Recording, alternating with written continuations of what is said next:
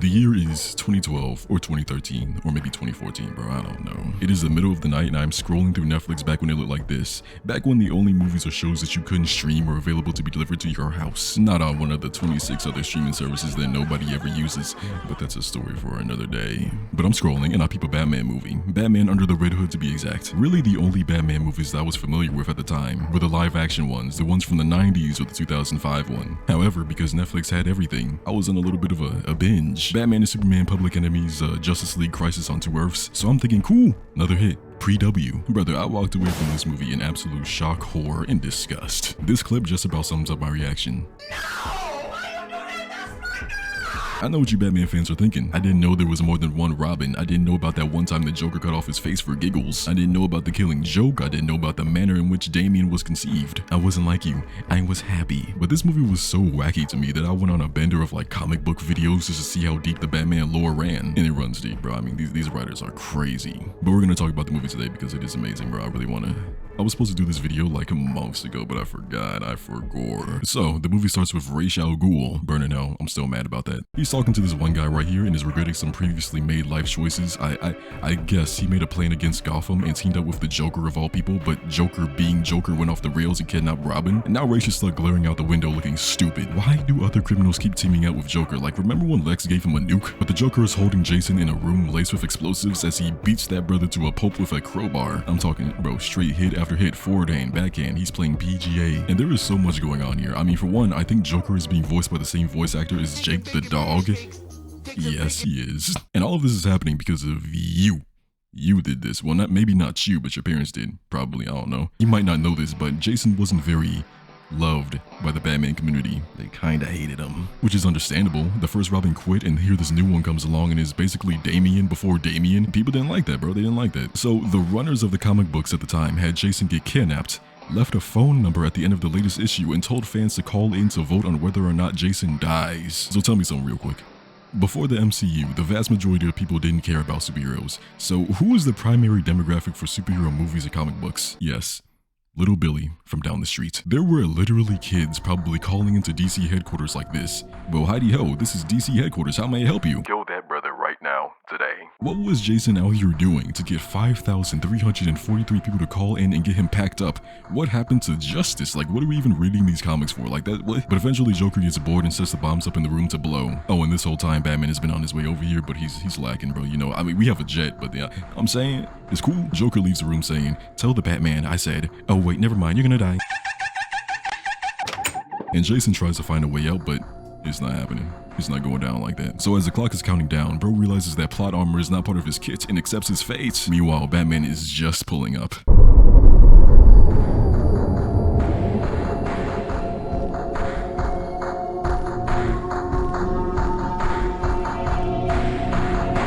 And I told the lady, like, supersize my meal. Like, I'm trying to throw down right now. Like, you know what I'm saying? Like, I got an appetite. You got a real problem. You're getting bigger and bigger every time I see you. Hey, man, hey, who called this meeting, bro? I'm finna spaz. I did. You sit on back down. Man, who is you? Help me! You're done working for Black Mask. All the drugs you're selling, all the perks, the mollies, the walkie slash. But 40% of the profits go to me. Or what? Like, did I not just light up the room for automatic rifle? Hey man, check out this bag for me. In that bag is all the C7 spinal cord vertebrae from your top dealers. I would've took the full cord, but who do I look like? Sub-Zero? So next we see Batman is chasing down some hooligans in the ship docking area. You know the usual, doing the most inhumane things possible and calling himself a superhero in front of the gang. Like dragging a grown man out of the window of a moving vehicle with one arm, then letting said vehicle crash at 140 miles per hour. There are still more of them in there, but this is nothing too crazy. We are no longer new to this. And he wastes no time getting one of them in the one-arm chokehold midair, asking bro who he works for. We're gonna have to put a little pin in that, because they were stealing something out of here, and that thing turned out to be Amazo, the robot. Now, I barely remember Amazo's lore. I mean, I remember he didn't look like this. He was an orange, and holy moly, bro, what is that on his head? I don't know who this brother is, man. But the movie thinks it's slick, that it's smarter than me, because out of nowhere, we get the most aggressive exposition dump that I've ever heard in my life. One of the goons asks what Amazo is, and Batman goes full dungeon master mode and explains what Amazo is. TLDR, a giant deaf robot with other superheroes' powers. He's like the Sentinels from X-Men. I have been watching X-Men 97. My brother, I just need to be called Sugar one time. One. Please.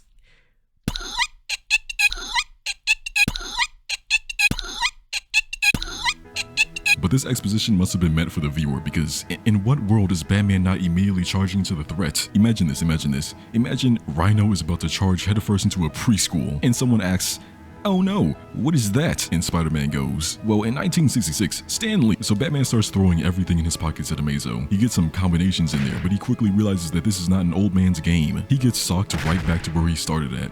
I thought that this is his city. My fault. Holy moly, roly-poly, Batman. You're getting cooked. Yes.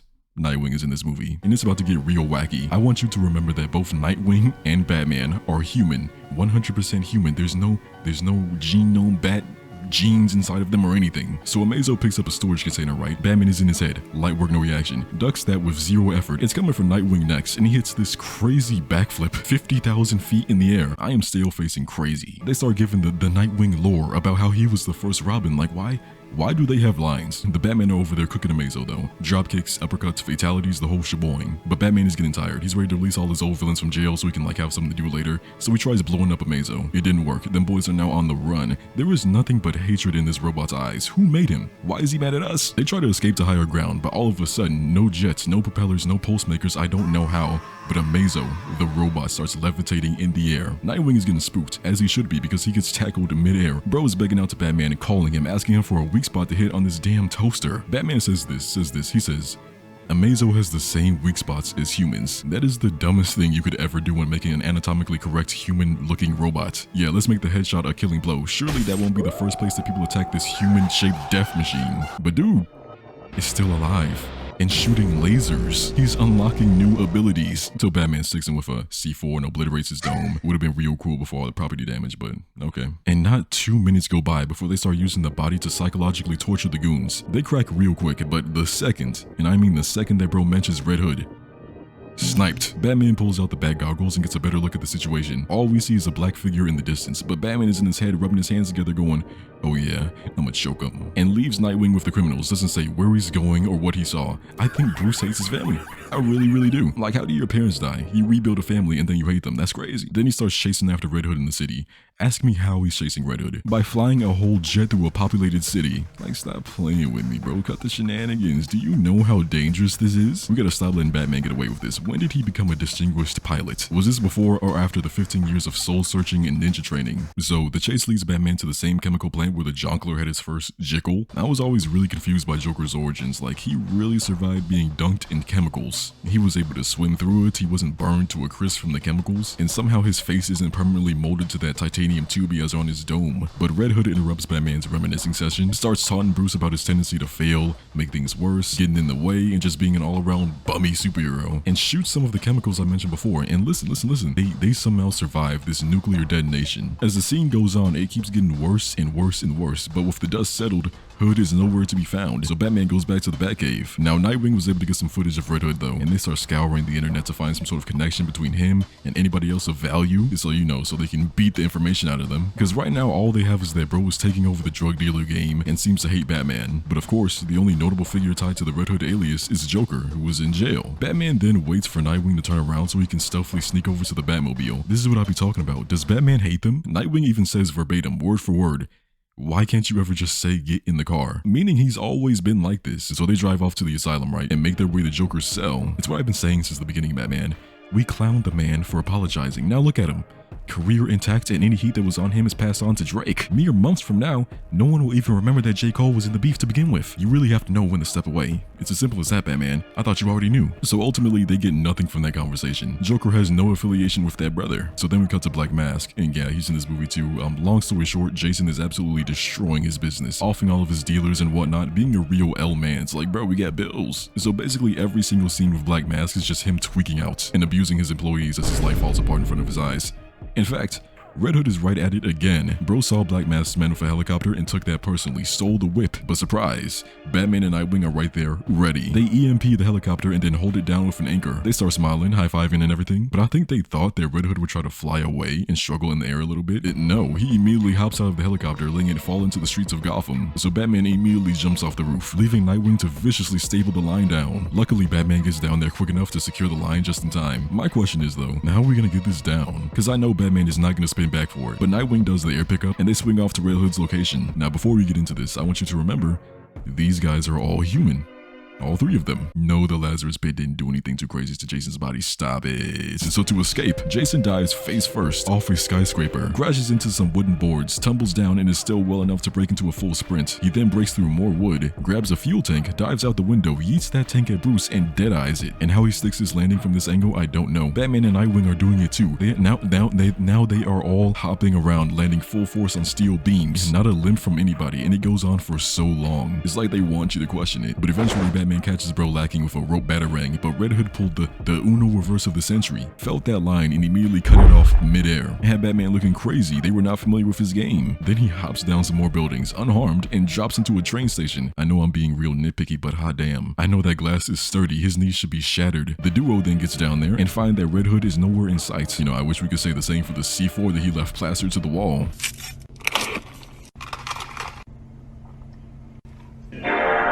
So Nightwing's leg is kind of broke. I guess his durability went out first before everybody else's, right? But he's out of the game, out of the picture. They head back to the cave and Nightwing keeps talking about how he wants to help more and more and more. Bro, you can't do anything. You're useless now. So Nightwing, Alfred, and Batman at least try to like figure out who the Red Hood is. And the situation is getting more alarming for them because clearly he has extreme skills. He's clearly like them. Adamantium bones, plot armor. He has a knife that can cut diamonds. But then Nightwing and Alfred leave. So Bruce uses the advanced AI technologies of the Batcomputer to take away the sounds of the train from when Red Hood was talking to him. And it reveals that Red Hood knows his name, knows his identity, knows where he stays at. So given his skills, his equipment, his swagger, there's only one person he could be.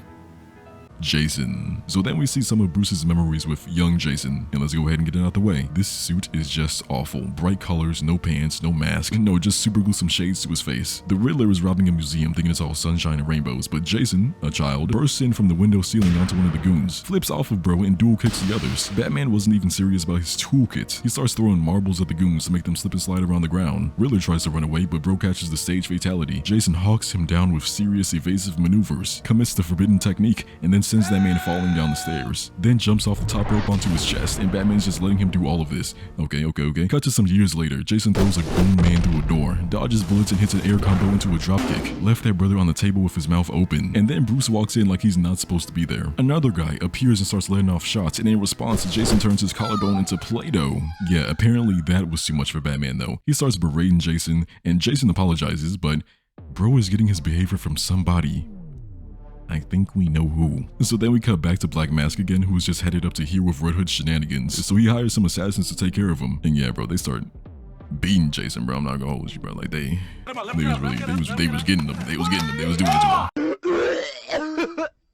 Bro, please, bro. Why? But still, bro, why is Jason able to reach these heights? It has been a constant through his entire life now. Like, it's like they're trying to make the Mystic Leap canon. And no, I've gotten the request before, but I'm probably never gonna cover Gotham Knights. I just can't stand it. Every time I see gameplay, I start developing a malignant tumor. There were actually people out there defending this game, saying that people were just mad that it wasn't another Arkham game. Me personally, I like that it didn't have the Arkham combat, because all you really do is counter and then strike back.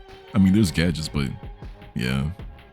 But this was a substitute? Who really looked at this gameplay and thought we were about to eat? Batman has to teleport to bro's location to get him out that jam because they are cheating. And these people are getting massacred out there, bro. I really hate to be the one to tell you. Batman gets a whole car thrown at him and opts to go through it just to show them that he's like that. And he puts what I thought was a bomb on this guy's back. Emphasis on the what I thought. It wasn't a bomb. It was a portable jet engine. That brother goes flying into space. Alright, let's take a step back. Jason breaks a collarbone. World War II, Part 2. Batman sends a man flying, who knows where, when, or how he'll land. Pixie dust. Now, I get it, he's wearing armor, but that doesn't matter. A simple understanding of force, velocity, and gravity will alert you to the fact that he is already gone. And like, he went from being on the ground in complete homeostasis to being sky high in less than 5 seconds. His bones have got to be shattered. Then they try to play the rest of the fight like nothing happened, like his teammates do not care. And Red Breezy is over there taking another one out. Batman handles the last one. Sheesh. So you totally murdered that guy, right? Oh no. Bruce throws a gumble of beads. No reaction. Bro goes to finish off Jason and... No, that's actually gay. Bruce tries to stop a massacre, but the assassin gets up like, he's my hostage now. Step back. Like, we're no reaction. No, Jason, no. And so then Batman and Red Hood start having the obligatory moral debate on how to save Gotham. And I'm gonna keep it a band with you, bro. I don't want to hear about Batman and the no-kill rule and Gotham, and bro, I don't care. It is played out to hell at this point. Gotham is always just a terrible place to be. I rarely ever see it be a low crime place or a crime-free place. And when it is, there's always a war around the corner. In terms of actual superhero-ness, I really don't take Batman serious anymore because it is always this runaround. I get people like seeing Batman be brutal and edgy, but ultimately nothing ever changes. There's like thousands of comics, like 1,700 movies at this point. I don't give a damn because no matter what happens to anybody or anything, there's always going to be some new animated movie, another video game, another news article saying, oh look who's cast to be the new Batman. I think we need one good story for people to latch onto.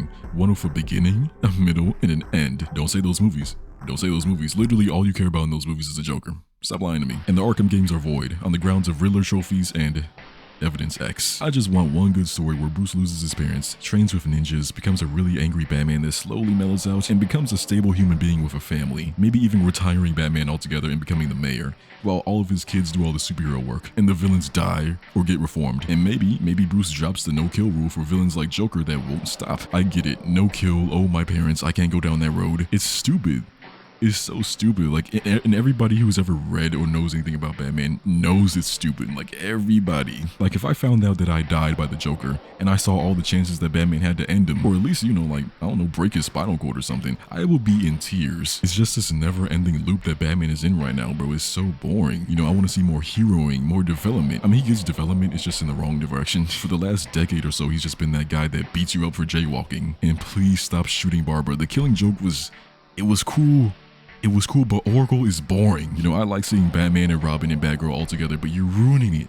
You're ruining it for this man. Or maybe I'm wrong. Maybe I'm crazy. I say there's better for us out there. Maybe it's just a pipe dream. Well, you go out there and you find out. Send me a postcard. Tell me how it went. Tell me how they cast a new Joker. Tell me how Barbara's crippled again. How Freeze still can't save his wife. How Bruce is still dark and angry despite having a better support system than 99% of superheroes. My brother in Christ, you have 17 super soldier children, baddies out the wazoo, amazing friends, enough money to change the city for the better. What are you still depressed about? Your parents? Can usher in a new age of heroism, but can't overcome past trauma with people who know exactly what he's going through. Let's move on, bro. I should end the video right here. I should scam y'all for real, bro. So Jason gets away again, and Bruce takes a sample of his blood. He goes back to the Batcave and tests it on the Bat computer, and the test says, you are the father. Alfred is stunned. This is bad business. Then we see Black Mask again. That brother's at the end of his rope. He will never financially recover from this. And Jason has a damn psychotic break. So he posts up on a building near Black Mask, waits for Black Mask to see him holding a missile launcher, gives him time to run away, and then obliterates his office building. No regard for anybody else that might be in there. Your Honor, throw away the key and prohibit Mr. Wayne from any further adoptions. Meanwhile, Bruce and Alfred go to dig out Jason's grave. They open up the casket and find Jason's body still in there. Alfred is like, phew, it's still Jason. Bruce grips it up and says, nah, that is not real flesh. This entire scene is stupid. I assume Jason was dead for about a year or two, a few months maybe. I don't get why they're digging up his body because bro should be bones by now. Alfred literally said, oh thank goodness he's still in there. Neither one of them are acknowledging this basic science. It looks like they buried him yesterday, and maybe they did, but Jason's voice is a lot deeper now. He sounds like a grown man. Bruce gets so heated that he goes off to see Raish.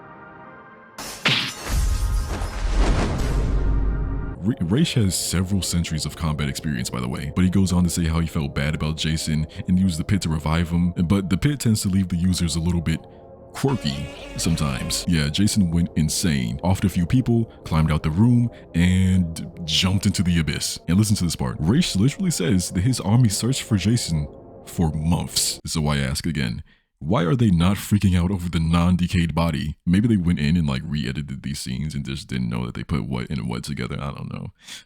There's no way. So now Bruce is flying back to Gotham, really frustrated over his failures and how he inadvertently created a monster. Yeah, you know, like sometimes it'd be like that. You know, you gotta take the good with the bad. So Joker has several hostages on the Gotham Bridge. It's all anybody's been talking about all night. Real quick, Black Mask went to recruit the Joker to stop Red Hood. Joker responds by kidnapping him and putting him and his gang in a truck, and now he's gonna blow them up on the bridge for everybody to see.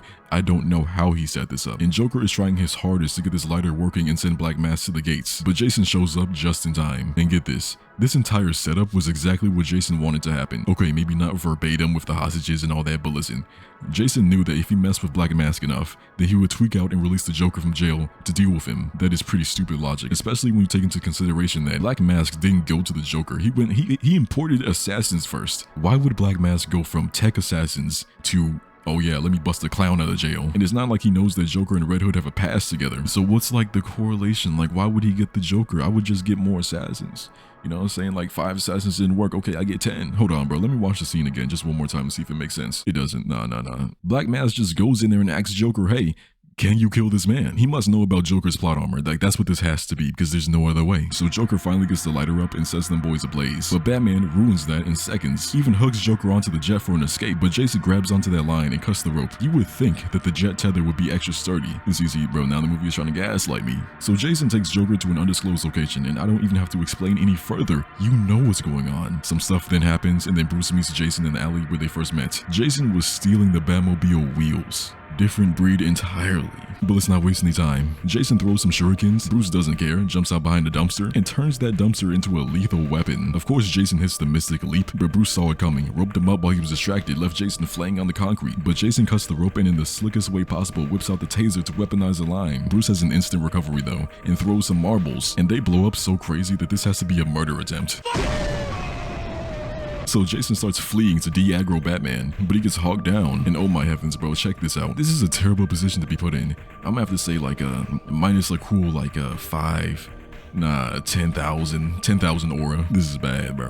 This is bad. They start mixing each other up again, and Jason darts for his knife like this is the key to the fight. Go ahead and peep these maneuvers from Jason though. Like, I have never seen a move like this. Clearly, he's hungry for that gold medal this year, but Bruce Wayne is tried and true in these games. It's gonna take everything he has to bring this one home. Jason gets that belt and cuts Bruce. That belt must have been Gucci or something, because Bruce spazzes out and tackles Jason off the roof, into a statue and onto the cold hard ground. You know what? Y'all got it, bro. I'm not gonna say it. Bruce put his hands on Jason's back like, it's over, little bro. You can come back to the cave for real. We won't hold it against you. Let me tell you the story of my parents real quick. In response, Jason snatches Bruce's mask and even takes off his helmet. They start yapping. I don't care, bro. It's not that important. What is important is Jason blowing up his helmet.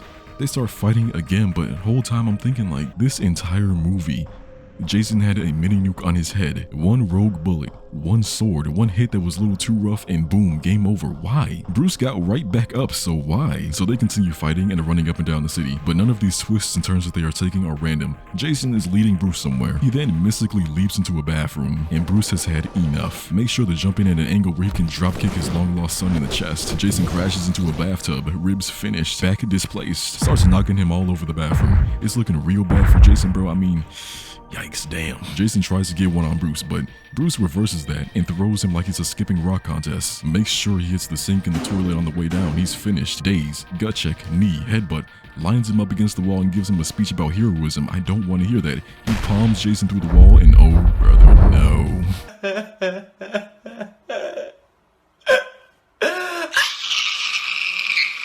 Bruce starts apologizing, not for breaking all of Jason's bones, but for not saving him from the Joker. But Jason says he's not even mad about that. He's more mad about Bruce's messed up morality. He then takes the Jonkler out of hiding, and basically Jason says everything that Batman fans have been saying about how stupid he is. Like, you don't have to kill every single villain, just these Omega level threats like Joker. You know what I'm saying? Like, help Freeze, give Poison Ivy a bag of seeds, cure Man-Bat, pour water on Clayface's face, simple and out the way. But Joker, you know, he has problems. And Bruce's only reasoning for not killing Joker is literally because of some messed up sense of moral superiority. Like, he won't pack up Joker because then Joker would win. Once again, bro, I'm dying. I asked Batman why he didn't stop the Joker, and his response is, well, then the Joker would win. Bro, I'm not trying to hear that, bro. No.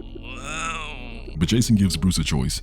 Either take this gun and shoot him, or Jason's gonna shoot the Joker, the Jonkler. And Batman somehow makes the dumbest move possible. He says, nah, I don't want to be part of this, and starts walking away. Jason is like, no, you gonna have to choose. You have to choose. And he tries to shoot Bruce, but all of a sudden Bruce is Neo. He dodges the bullet and launches a batarang into the gun before another could come out, blowing up Jason's hand. Okay, so what if Jason would have shot Joker? Jason literally said that you either shoot me or I'm gonna shoot the Joker. Bruce walked away, and it wasn't like 2 steps either. He got mad steps in. It was a cool like 3-5 seconds of walking away.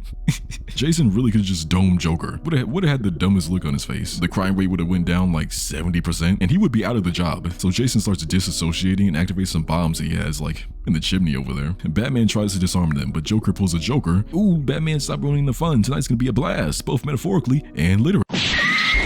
With like 5 seconds on the clock, Batman snatches up Jason and darts for the exit. Now, this apartment is mad small. I think even 3 seconds is enough to make it out, but nope. This ending always made me so upset, bro. Like, you mean to tell me that Batman and the Joker made it out, but Jason is up in the air? Yeah, he probably ran, you know, because Batman grabbed him. So wherever Batman is, Jason is too. So maybe a rubble didn't fall on Jason, but it fell on Batman. He just like scooted out of there. Oh no, bro. But the rest of the movie is just all the characters reacting to the events of the last few days or day. I don't know how long it's been. This is all in one night, I think, because that would mean that Jason destroyed Black Mask's entire organization in like 2 hours. Screw it, like, bro, they can have it. I'm not the theorist. Go ask them. But yeah, bro, I love this movie. I appreciate you for watching. I'll see you next time with the Walking Dead, and I'm gonna get out of here. Come on, old man. We've got bad guys who need chasing. This is the best day of my life.